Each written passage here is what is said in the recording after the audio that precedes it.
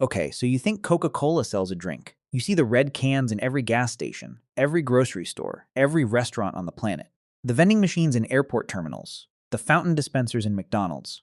You figure they make syrup, they put it in a bottle, they charge $1.50, and somewhere in the middle of that transaction, billions of dollars materialize. Simple, obvious. A sugar water empire. Here's what's actually happening. The liquid inside that bottle costs somewhere between 2 and 4 cents to manufacture. The packaging, aluminum, label, plastic cap, adds another 10 to 15 cents. Total physical cost, under 20 cents. Retail price, 150 to 250 depending on where you buy it.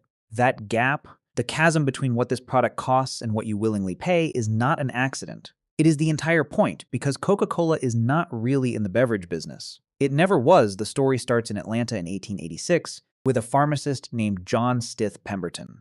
Pemberton was a Confederate veteran dealing with a morphine addiction from Civil War injuries, trying to develop a remedy that would ease pain and give people energy without the legal problems that came with alcohol during Atlanta's temperance movement. What he produced was a syrup made from coca leaf and cola nut extracts, mixed with carbonated water. He carried it down the street to Jacob's Pharmacy, where it sold for 5 cents a glass as a tonic for headaches and fatigue. Pemberton struggled. He was sick and undercapitalized. A pharmacist named Asa Griggs Candler began acquiring stakes in the formula and trademark, eventually consolidating full ownership for $2,300. He incorporated the Coca-Cola Company in 1892. Then he made the decision that changed everything. In 1899, Candler sold exclusive nationwide bottling rights to 2 attorneys for $1. $1. His reasoning? Soft drinks were a fountain business. He didn't want to build bottling plants or manage delivery fleets. He wanted to make concentrate and let someone else handle the rest. That decision wasn't a mistake. Without realizing it, Candler invented one of the most profitable corporate architectures in business history. The drink wasn't the real invention. The business model was, the first thing you need to understand is that Coca-Cola is not selling you a beverage. It is selling you convenience, habit, emotion, and brand identity, and using a beverage as the physical delivery mechanism for all four. Standard economic theory assumes consumers make rational choices based on price, quality, and product attributes. In practice, fast-moving consumer goods like Coca-Cola operate almost entirely on what behavioral economists call System 1 decision-making, the fast, automatic, subconscious mental shortcut your brain takes when it doesn't want to do analytical work. When you're standing in a gas station at 2 in the afternoon and your hand reaches for a Coke, you are not evaluating alternatives. You are following a groove worn into your decision-making by years of repetition. The combination of sugar, caffeine, cold temperature, and carbonation creates a sensory feedback loop the brain learns to anticipate. The distribution network, placing the product within arm's reach at millions of retail locations globally, eliminates friction between the impulse and the purchase. The advertising ties consumption to feelings of happiness and celebration. And the brand identity converts a commodity into something with psychological weight. By the time a consumer reaches for a Coca-Cola, they are not buying a drink. They are buying cognitive comfort. And cognitive comfort is extraordinarily resistant to price increases, competitor products, and rational comparison shopping. People buy familiarity far more than flavor. In 2004, a team of neuroscientists at Baylor College of Medicine conducted an experiment that should have permanently changed how everyone thinks about brand value. Researchers ran blind and brand-cued taste tests between Coca-Cola and Pepsi, scanning participants' brains with fMRI machines throughout. In the blind tests, subjects drinking from unlabeled cups, preferences split roughly 50-50. Both drinks triggered similar reward responses in the brain region that processes taste. Neurologically, the two liquids looked nearly identical. Then they changed one variable. They told subjects which cup contained Coca-Cola before they drank from it. Suddenly, over 73% preferred the Coca-Cola sample, even when the liquid inside the labeled cup was chemically identical to the unlabeled one. The fMRI scans revealed why. Seeing the Coca-Cola brand triggered additional activation in the hippocampus, responsible for retrieving cultural memories and learned associations, and the dorsolateral prefrontal cortex, involved in top-down emotional processing. The brand wasn't just influencing preference. It was physically altering how the brain processed the taste signal itself. A competitor could produce a chemically indistinguishable liquid tomorrow. It would not taste as good to people who grew up drinking the red can. Consumer preference is constructed in the mind, not on the palate. Branding literally changes perceived taste. For over a century, corporate narrative has held that Coca-Cola's dominance is rooted in a secret recipe, internally coded Merchandise 7X. locked inside a vault in Atlanta and accessible by only 2 senior executives simultaneously. From a chemistry standpoint, this is theater. Modern analytical techniques, gas chromatography, mass spectrometry, nuclear magnetic resonance spectroscopy, can reverse engineer a beverage's chemical composition down to trace compounds measured in parts per million. The formula's legal protection comes from trade secret law rather than patents, which is smart. Patents require public disclosure and expire after 20 years. A trade secret theoretically lasts forever, but even if a competitor perfectly replicated the formula, they would still fail. The formula is not Coca-Cola's competitive moat. Its real moat is built from 3 pillars that took over a century to construct. Distribution reach covering more than 200 countries, marketing infrastructure spending over $4 billion annually to maintain consumer saliency, and a global operational scale that makes competing against it economically brutal. The secret formula primarily functions as a brilliant narrative device. A story that keeps the brand mysterious, the media interested, and consumers feeling like they're in on something special. The vault is a marketing investment. One of the most cost-effective ones the company has ever made. This is where Coca-Cola's real business model becomes visible, and it's almost nothing like what most people imagine.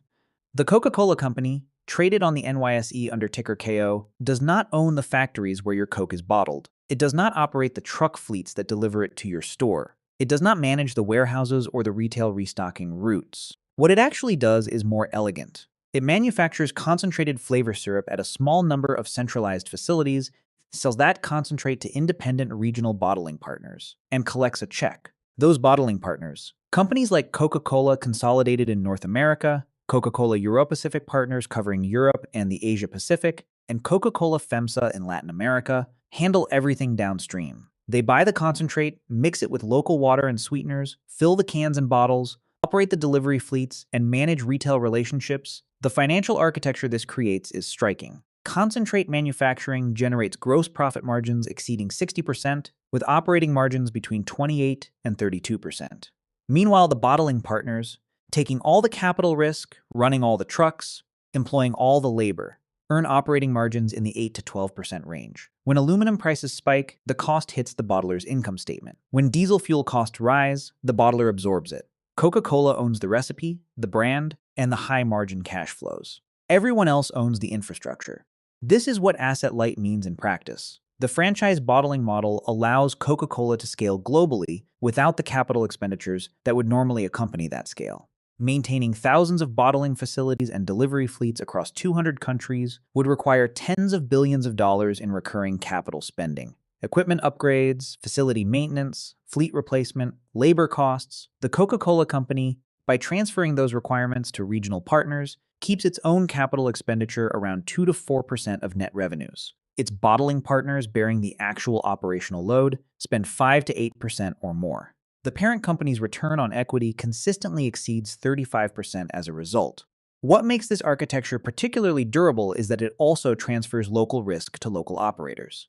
A bottling partner in Mexico understands Mexican retail dynamics and regulation far better than any Atlanta-based executive could. A partner in Nigeria brings route networks into urban markets and remote rural areas that Coca-Cola would spend billions trying to replicate from scratch. The franchise model converts local expertise into a competitive advantage, without requiring KO to pay for developing that expertise in-house. Through what the company calls refranchising, systematically selling bottling operations back to independent operators, Coca-Cola has spent the past decade shedding capital-intensive assets from its balance sheet and sharpening its returns further. The operational objective Coca-Cola set for its distribution network is one of the most audacious in business history. Place a Coca-Cola within an arm's reach desire for every person on Earth, not every person who wants one, every person who might want one. That objective, pursued through decades of investment and partnership development, produced a distribution machine now covering millions of retail outlets, restaurants, stadiums, airports, transit hubs, and village markets across more than 200 countries. There are parts of the world where clean drinking water is difficult to access, but a Coca-Cola is not. This matters financially because distribution density and consumer demand are a self-reinforcing flywheel. Being everywhere creates the impulse trigger. A consumer who sees a Coke cooler at checkout reaches for one they weren't planning to buy. That impulse purchase density justifies adding more distribution points. More points generate more volume. More volume improves delivery economics, making it profitable to service increasingly remote locations that a new entrant could never reach economically. In emerging markets, Coca-Cola built micro-distribution centers, locally owned hubs using handcarts, bicycles, and small trucks to navigate high-density urban alleyways and rural roads that standard delivery trucks cannot reach. This last-mile infrastructure didn't just expand the market, it locked it up. A competing brand challenging Coca-Cola in Lagos or Nairobi isn't just fighting a brand. It's fighting a distribution network that took 70 years to build. Inside every grocery store and convenience outlet, a quiet war is happening that consumers never see. Shelf space, specifically eye-level positions, end-cap displays, and refrigerated coolers near checkout, is finite, intensely contested real estate. Coca-Cola has spent decades engineering control over that real estate. The mechanism is called direct store delivery. Rather than sending products through a retailer's central distribution warehouse, Coca-Cola's bottling partners deliver directly to individual store locations. Their personnel drop off product, build promotional displays, and manage shelf inventory directly, ensuring full stock during peak shopping windows and visual display quality that store staff rarely replicate. When Coca-Cola personnel control the shelf build, they control the position.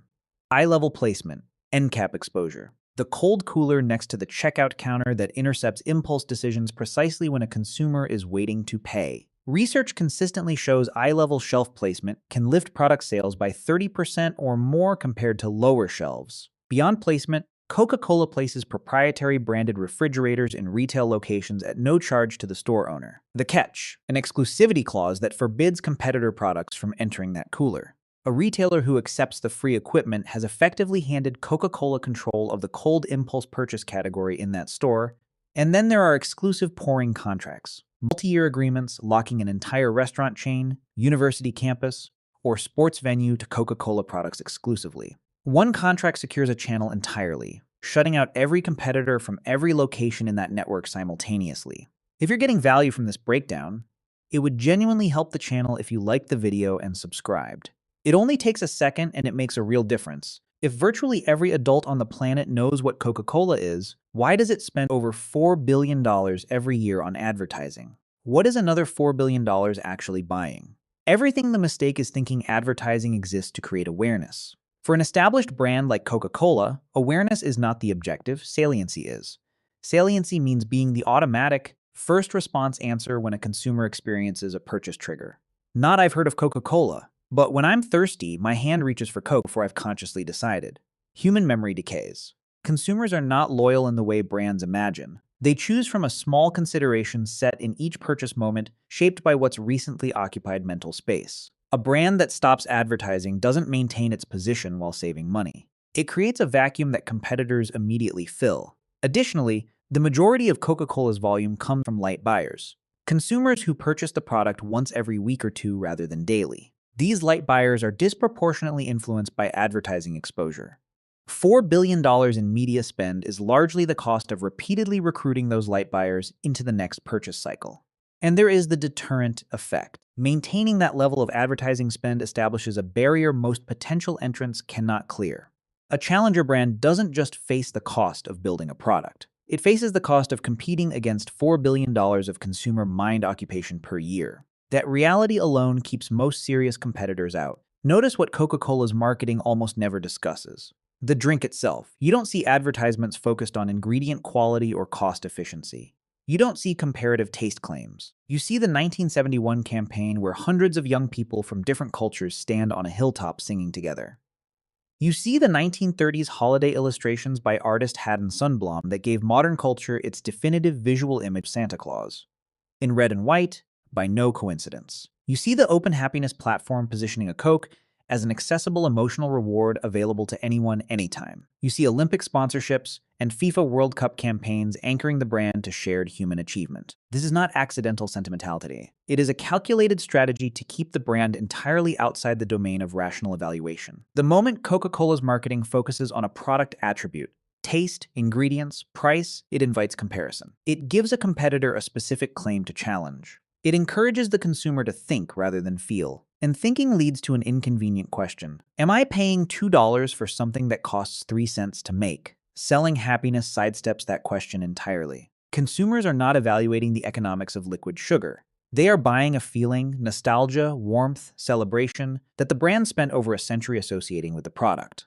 One of the most overlooked dimensions of Coca-Cola's financial machine is what happens when you raise the price of something that sells in volumes measured in hundreds of billions of individual units per year. Coca-Cola sells approximately 30 billion unit cases annually. One unit case equals 24 8-ounce servings. That's roughly 720 billion individual servings per year. Now apply a price increase of 1 cent per serving. 720 billion servings multiplied by 1 cent equals $7.2 billion in additional annual revenue. And because the physical manufacturing cost of the concentrate doesn't change when the price increases, the vast majority of that incremental revenue flows directly to the gross profit line. Coca-Cola doesn't need to sell more product to grow profit substantially. It needs to raise prices by amounts so small that individual consumers barely register them. A Coke that costs $1.49 this year and $1.52 next year is not something anyone stops buying over. But at global scale, that 3-cent increase is worth billions in additional profit. This is pricing power in practice. Low price elasticity, consumer indifference to small nominal price changes on low-cost impulse products, converts into extraordinary profit leverage at sufficient scale. And when input costs rise, Coca-Cola passes them downstream in increments too small for any individual consumer to notice or resist. When a restaurant operator runs Coca-Cola concentrate through a fountain dispenser, what happens to the economics is almost surreal. Syrup and concentrate cost for a 16-ounce fountain pour, 1 to 3 cents. Add the cup, lid, straw, and ice. Total input cost reaches 13 to 25 cents. Menu price, $2 to $3. Gross margin, 80 to 90%. For comparison, a burger or sandwich might generate margins in the 20 to 30% range. A fountain drink generates margins that rival enterprise software. The relationship between Coca-Cola and McDonald's, formalized by a handshake between Ray Kroc and Coca-Cola's Waddy Pratt in 1955, has lasted over 70 years and represents the single largest restaurant account in Coca-Cola's global portfolio. Coca-Cola dedicates an entire corporate division to the McDonald's relationship, delivers syrup in temperature-controlled stainless steel tanks rather than standard plastic bags, and enforces precise water filtration standards to maintain consistency across tens of thousands of locations worldwide. In return, McDonald's serves Coca-Cola exclusively. The partnership creates a self-reinforcing loop. McDonald's value meals drive enormous beverage attachment rates, generating massive syrup volume, while Coca-Cola's presence across tens of thousands of McDonald's locations reinforces consumer familiarity with the brand at one of the highest traffic food service environments on Earth. The Cola Wars, the decades-long marketing battle between Coca-Cola and PepsiCo that peaked in the 1970s and 1980s. Are usually told as a story of rivalry. Two giants fighting for dominance, one winning, one losing. Market share as the scoreboard. The actual economic story is more interesting than that. Pepsi's Pepsi Challenge, blind taste test campaign, consistently showed consumers preferring Pepsi in unbranded conditions. The campaign landed hard enough that Coca-Cola eventually reformulated its core product, releasing New Coke in 1985. Consumer backlash was immediate and ferocious. The original formula returned within 77 days under the name Coca-Cola Classic. The episode inadvertently demonstrated something powerful. Consumers weren't just attached to the taste. They were emotionally bonded to the product in a way that transcended preference. But here's the structural observation. The Cola Wars framed consumer choice as a binary, Coke or Pepsi. In doing so, they didn't just pit two companies against each other. They systematically marginalized every other competitor in the category.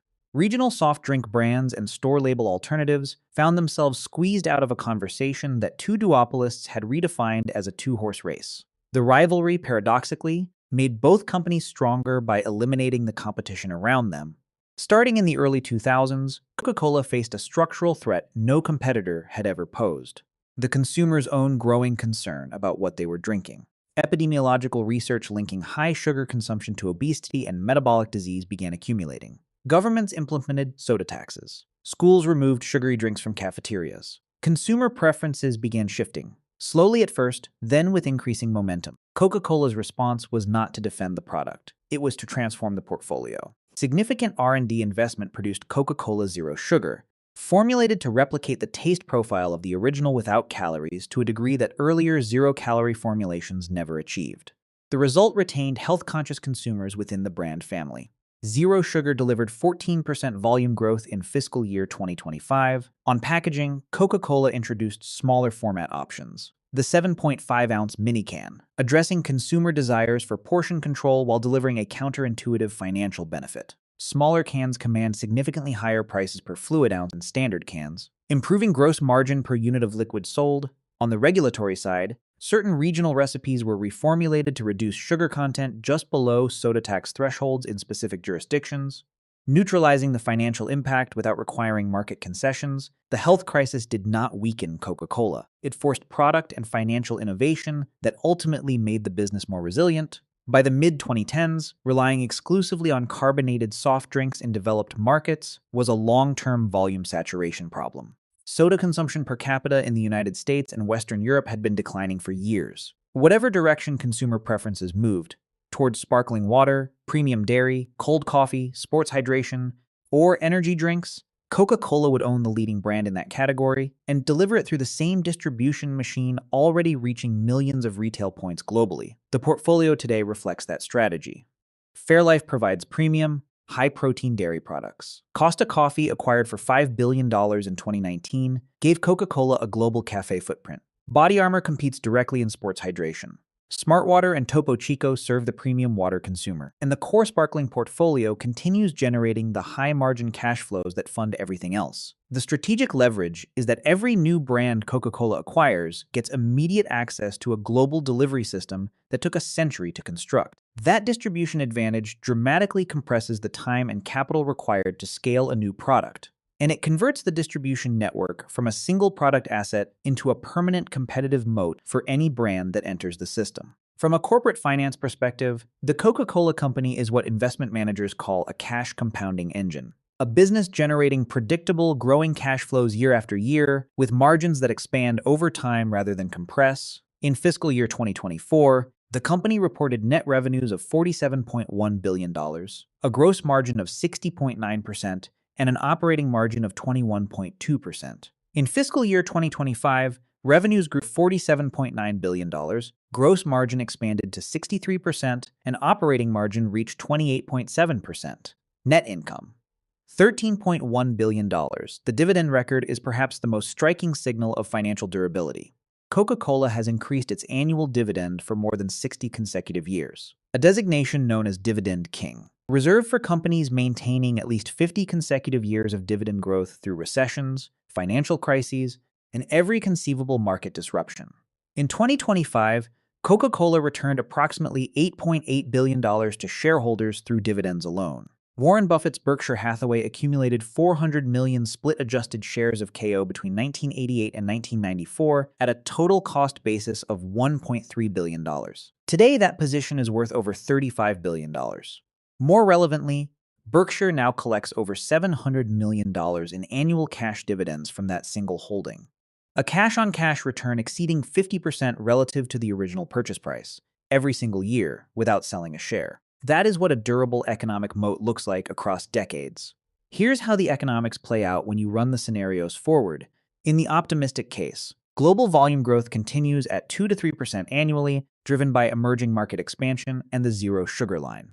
Pricing power holds, small annual price increases pass through with minimal demand destruction, each cent multiplying across hundreds of billions of servings. The bottling system operates efficiently. The portfolio diversification strategy successfully retains consumers moving away from carbonated soft drinks.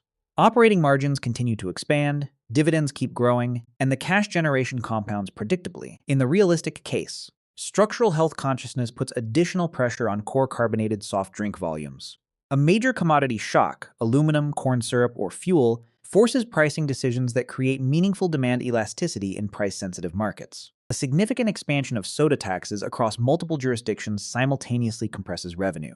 In this scenario, margin expansion slows or reverses, and organic revenue growth stalls. The gap between those scenarios can exceed $5 billion in annual operating profit. But here's what makes Coca-Cola unusual. Even the realistic scenario does not produce a crisis. It produces a slower version of success, because the structural pillars, distribution density, brand saliency, consumer habit formation, pricing power, and the asset-light concentrate model don't disappear when volumes dip or margins compress. They persist. They have persisted through the Great Depression, 2 world wars, the rise of Pepsi, the obesity epidemic, multiple soda tax regimes, and every disruption that was supposed to finally break the machine. If you want to go deeper on how great companies are actually built, the financial architecture, the strategic frameworks, the business models most people never see, There's a detailed business guide linked in the description and pinned in the first comment below.